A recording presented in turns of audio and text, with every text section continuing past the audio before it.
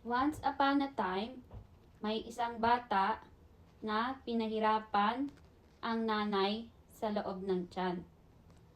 Nag-kinder na siya sa loob ng tiyan ng mama niya. Kaya naman, nahirapan yung nanay niya manganak sa kanya. Ang pangalan niya po ay Miray.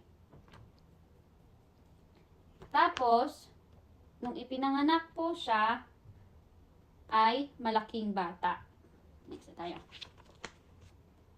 Tapos, paunti-unti, parang nakikitaan ko ng katalinhagaan.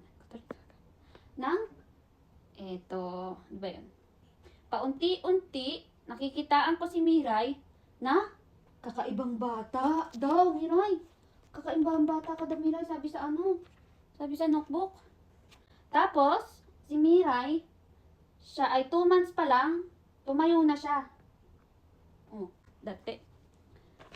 Tapos, 3 months, si Miray ay tumambling na. Siya na daw magbabasa, guys. Baga ko daw magbasa.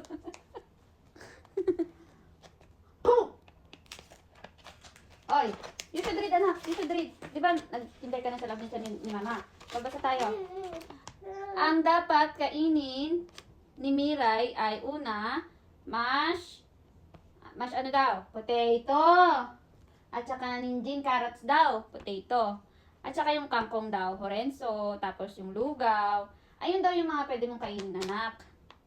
Tapos, pag may 4 ka na daw ipin, pwede na yung hindi sobrang mash na carrots, horenso, tsaka yung medyo maano na lugaw.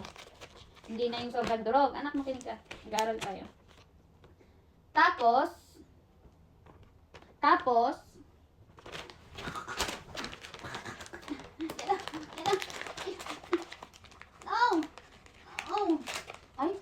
Lo, lagot ka, Miray. Inulit mo.